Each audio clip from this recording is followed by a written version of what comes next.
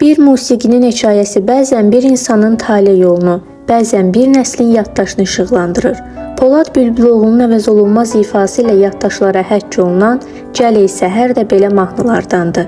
Xüsusilə 90-cı illərin uşaqları üçün bu melodiya unudulmaz səslərdən biri olub. Mahnının sözləri xalq şairi Fikrət Qocaya məxsusdur və Uşaqlığın son gecəsi filmi üçün yazılıb. Elə həmin illərdə Moskvada tələbə olan Fikrət Qoca çətin günlər yaşayırdı. Ailəsində dünyasını dəyişən, kitabına qoyulan qadağa, özünü tənha hiss etdiyi bir zaman, bir gün qatarla Moskvaya gedərkən yazdığı şeiri cırıb pəncərədən atır. Həmin anda qatarda radio çalmağa başlayır və özünün Ay Şəlalə şeirinə yazılmış mahnı səslənir. Musiqinin ortasında mahnının sözləri Fikrət Qocaya aiddir deyə bildiriləndə o an şairin içində işıq yanır və bu kəlmələri pıçıldayır. Mən varam və həyat da gözəldir. Gəl ey səhərin ruhu da elə işıqdan doğur. Polad Bülbüloğlu bu mahnını 1968-ci ildə bəstələyib. 1990-cı illərdə isə mahnıya yeni nəfəs verərək klip də çəkib.